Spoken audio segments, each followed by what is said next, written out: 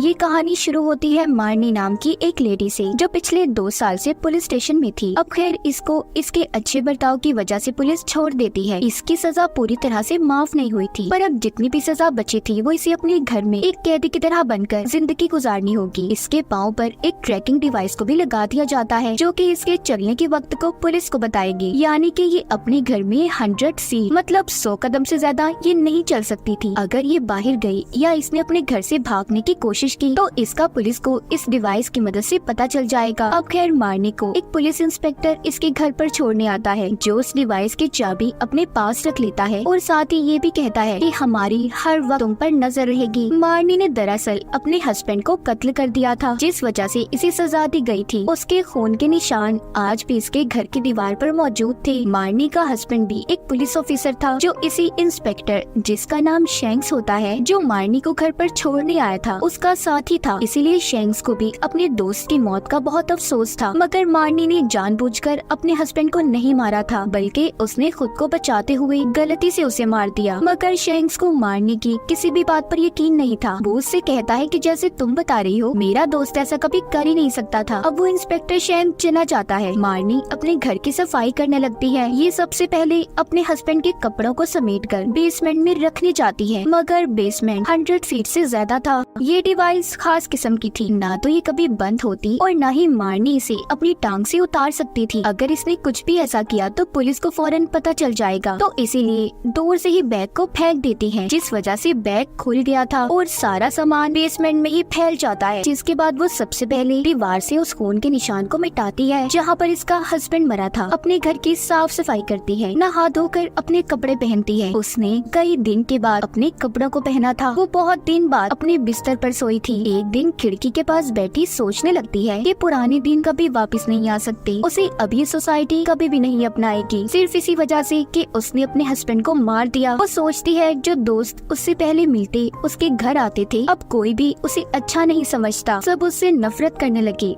उसे इग्नोर कर रहे हैं। उसी रात मारनी के साथ अजीब अजीब हादसे होने लगते हैं। कभी उसके पास बड़ी मोमबत्तियाँ हवा से जलती या बुझ जाती। उसे अपने ही घर से किसी के चलने की आहट महसूस होती है। जब ये जाकर देखती है तो बाहर एक आदमी था, जो पिछले 1 साल से इसके घर के बेसमेंट में रह रहा था। खैर वो मारनी से डरकर वहाँ से चला जाता है। अगली सुबह दिन के उजाले में मारनी के साथ कुछ भी नहीं होता। वो बहुत अच्छे से पूरा दिन गुजारती है। अब वो घर की ग्रोसरी, खाने पकाने के सामान को बाहर लेने नहीं जा सकती थी, तो इसीलिए फोन पर ही ऑर्डर देकर उसने किचन के सामान को मंगवा लिया था। मारनी को सामान देने जॉय नाम का एक लड़का आता है, जो कहता है आज से मैं ही आपको सारा सामान देने आऊंगा। एक रात सिगरेट जलाने के लिए लाइटर को जलाती है। अचानक से उसके सामने एक खौफनाक चेहरा आता है, जो किसी और का नहीं बल्कि उसके हस्बैंड का था, जिसे देखकर वो डर जाती है। बेड से नीचे गिर गई थी। वो बाहर जाने के लिए दरवाजे की तरफ भागती है, मगर अचानक से उसे याद आता है कि वो तो अपने घर से बाहर जा ही नहीं सकती। अगर उसने ऐसा किया तो पुलिस उसे पूरे 10 साल के लिए गिरफ्तार कर लेगी। अब उसके हस्बैंड की आत्मा उसकी तरफ आहिस्ता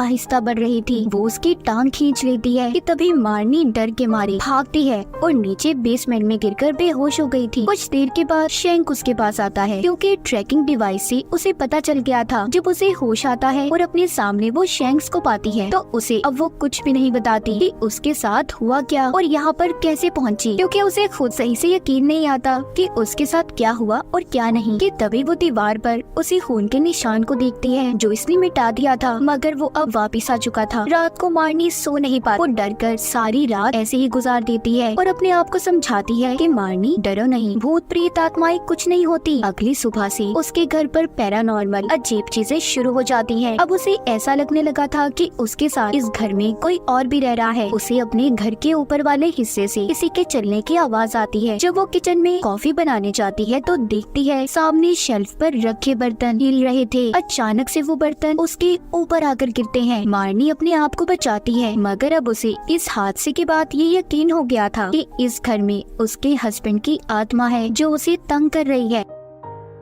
मारनी बहादुरी से उसका मुकाबला करती है और कहती है कि मैं यहाँ से कहीं नहीं जाऊंगी, ये मेरा भी घर है। ऐसे ही कुछ दिन गुजर जाते हैं। अब तो मारनी के हस्बैंड की आत्मा उसे दिन में भी तंग करने लगी थी। शैंक जो कि बाहर बैठा मारनी के घर पर नजर तो रखता था, मगर उसे इस बारे में कुछ भी नहीं पता था कि उसके घर के अंदर आखिर हो क्या रहा है। इन सब के बीच मारनी का एक अच्छा दोस्त था जॉय, जो उसके घर पर चीजें देने आता था। उन दोनों की अच्छी दोस्ती हो जाती है। एक दिन वो उसे अपने हस्बैंड के बारे में बताती है। कहती है दुनिया के सामने तो वो मेरे साथ बहुत अच्छा था, पर अकेले में वो मुझे शराब के नशे में मारता और बहुत जुल्म करता था। मैंने कई बार पुलिस में शिकायत भी की, पर ना तो किसी ने मेरे ऊपर यकीन किया और ना ही पुलिस को कोई सबूत मिला, क्योंकि वो मुझे ऐसे मारता था कि मेरे जिस्म पर निशान ही नहीं होते थे। एक रात जब वो मुझे चाकू से डरा रहा था, तो मैंने खुद को बचाने के लिए चाकू उसी को मार दिया, जिससे उसकी मौत हो गई। सारी बातें सुनकर जॉय कहता है कोई तुम पर यकीन करे ना करे, पर मैं करता हूँ, क्योंकि जॉय अब उसे पसंद करने लगा था। अब वो जॉय से भूत प्रेत आत्माओं के बारे में जानने के लिए बहुत सी किताबें मंगवाती है। वो किताबें पढ़कर उसे पता चलता है कि सबसे पहले उस आत्मा की चीजों को घर से दूर करना होगा जहाँ पर वो रहता था। फिर पूरे घर में होली वाटर, पाक साफ पानी को घर में छिड़कना होगा, और साथ ही साथ फोन पर उस आत्मा को कहना है कि यहाँ से चली जाओ। मारनी सोचती है सब कुछ तो वो कर लेगी, पर उसने तो अपने हस्बैंड के सामान को बेसमेंट में फेंक दिया था। अब उसके सामने ये चैलेंज था कि उसने 3 मिनट के अंदर अंदर बेसमेंट में जाकर अपने हस्बैंड के सामान को वापस लाना है, क्योंकि 3 मिनट के बाद इसकी टांग में लगी ट्रैकिंग डिवाइस बचने लगेगी। अब वो ऐसा ही करती है, बेसमेंट में जाकर सारे सामान को जल्दी से समेटकर ऊपर ला रही होती है कि तभी उसके हस्बैंड की आत्मा उसके पाँव को खींच लेती है और उसे दूर फेंकती है। पर फिर भी मारनी सामान को ऊपर ले आई थी कि तभी उसके घर में शोर की आवाजों को सुनकर शैंक अंदर आ जाता है, जो हमेशा इसके घर के बाहर रहकर इस पर नजर रखा करता था। वो मारनी के मुंह पर जब चोट के निशान और नाक से खून निकलता हुआ देखता है, तो सोचता है कि इसने अपने हस्बैंड को नहीं मारा होगा, कातिल कोई और है जो अब इसे भी मारने की कोशिश कर रहा है। वो मारनी से पूछता है कि क्या सच है, तो मुझे बताओ, मैं तुम्हारी मदद करूंगा और किसी को भी नहीं बताऊंगा। मारनी जब उसे सच बताती है कि उसके हस्बैंड की आत्मा उसे इस घर में तंग कर रही है और मारना चाहती है, तो ये सुनकर शैंक कहता है तुम पागल हो गई हो, ऐसा कभी नहीं हो सकता। मारनी कहती है मुझे पता था कोई मेरी बात पर यकीन नहीं करेगा, इसीलिए अब वो सोचती है जो भी उसे करना है अकेले ही करना होगा। वो अपने हस्बैंड के सारे सामान को उठाकर कचरे में फेंक देती है और जब अपनी शादी की अंगूठी सिंक के सुराख में फेंकने लगती है कि तभी उसके हस्बैंड की आत्मा उसके हाथ को पकड़कर खींचकर कटर में डालकर काटने की कोशिश कर रही थी, पर मारनी खुद को बचा लेती है। अब वो खून का निशान जो वो मिटा दिया करती थी, एक बार फिर वो अपनी जगह पर आ जाता है। वो उसे देखकर सोचती है अभी भी कोई चीज तो है जो इस घर में उसके हस्बैंड की रह गई है। वो पागलों की तरह ढूंढने लगी थी, उसे कुछ नहीं मिलता और इसी पागलपन में अपने सर को जमीन पर बार बार मारती है कि तभी फर्श की एक टाइल उखड़ गई थी। वो ये देखकर बहुत हैरान होती है। अब वो आहिस्ता आहिस्ता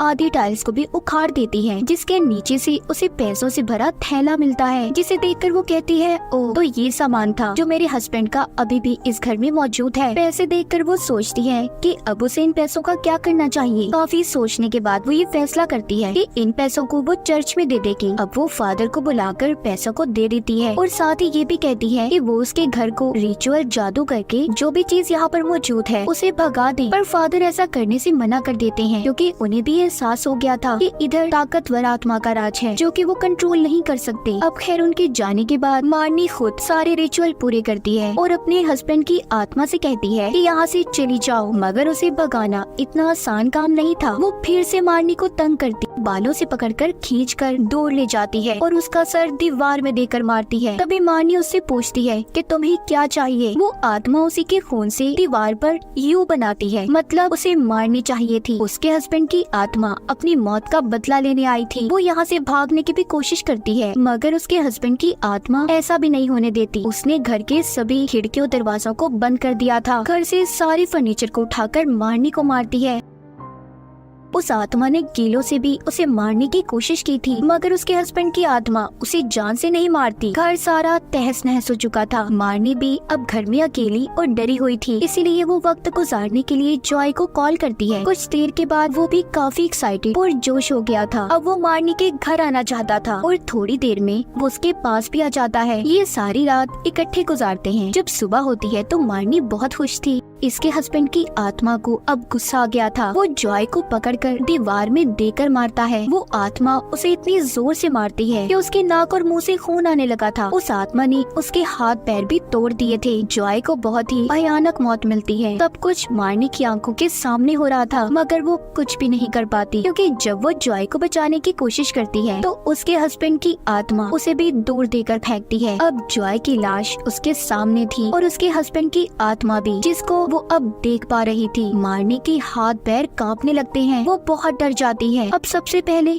वो बाथरूम में जाकर अपने आप को जैसे तैसे साफ करती है कि तभी दरवाजे पर शैंक भी आ जाता है, क्योंकि उसने कल रात जॉय को आते हुए देखा था। वो अब मारने को दरवाजा खोलने का कहता है। वो शैंक को देखकर बहुत ज्यादा डर गई थी और सोचती है कि अब वो क्या करे। खैर सबसे पहले वो जॉय की लाश को छुपाती है, क्योंकि वो जानती थी कि शैंक्स उसकी बातों पर यकीन नहीं करेगा कि जॉय को उसके हस्बैंड की आत्मा ने मारा है। वो जॉय की लाश को टाइल्स के नीचे ही छुपा देती है। फिर वहाँ से शर्ट से खून को साफ करके उसे भी अंदर डाल देती है। तभी शैंक भी अंदर आ गया था। मारनी उसे बातों में उलझाकर जल्द अज जल्द वहाँ से भेजना चाहती थी, क्योंकि ऊपर वाले कमरे में जिन टाइल्स के नीचे उसने लाश को छुपाया था, उसी सीलिंग के नीचे शैंक खड़ा था। लाश कभी भी उस सीलिंग से उसके ऊपर गिर सकती थी। तभी ऐसा ही होता है। जॉय की लाश जब शैंक पर गिरती है तो अब उसे लग रहा था कि मारनी ने जॉय को भी मार दिया, जैसे उसने अपने हस्बैंड को मारा था। वो अब उसे इसी बात पर गिरफ्तार कर लेता है। मारनी शैंक को अपनी सफाई में कुछ भी नहीं कहती, क्योंकि वो भी अब इस घर से जाना चाहती थी। अब जब शैंक उसे ले जा रहा था तो वो देखता है मारनी के हस्बैंड की आत्मा उसे उठाकर दूर पटक कर मारती है। शैंक को समझ पाता उसके साथ भी यही सब होता है। वो आत्मा उसे भी दूर फेंकती है। शैंक ने पहली बार अपने सामने मारनी के हस्बैंड की आत्मा को देखा था। वो भी जब उस आत्मा को रोकने की कोशिश करता है तो उसकी ताकत के आगे टिक नहीं पाता। उसने पूरे घर में आग लगा दी थी। आत्मा मारनी और शैंक को उठाकर बेसमेंट में फेंक देती है। सर में चोट लगने की वजह से शैंक बेहोश हो गया था। मारनी उसे होश में लाने की कोशिश भी करती है, मगर नहीं ला पाती। घर में आग भी फैल चुकी थी। बेसमेंट का दरवाजा भी बंद हो जाता है। अब मारनी सबसे पहले शैंक की जेब से चाबी निकालकर अपनी डिवाइस को खोलती है और फिर अपने हाथों की हथकड़ी को। फिर वो वेंटिलेशन की तरफ भागती है। उसे खोलकर वो बाहर निकल गई थी। फिर वो दोबारा से वापस जाकर शैंक को भी बचाकर बाहर ले आती है। लेकिन जब वो खुद निकल रही थी तो पीछे से दोबारा उसके हस्बैंड की आत्मा उसे पकड़ लेती है। वो इसे आग में जलाकर मारना चाहती थी। तभी मारनी उसके मुंह पर अपनी शादी की अंगूठी देकर मारती है और कहती है इट्स ओवर नाउ, अब सब कुछ खत्म हो गया है, पीछा छोड़ दो मेरा। तब जाकर उसके हस्बैंड की आत्मा ने उसका पीछा छोड़ दिया था। वो हमेशा हमेशा के लिए गायब हो गई थी। मतलब कि आखिरी चीज उसकी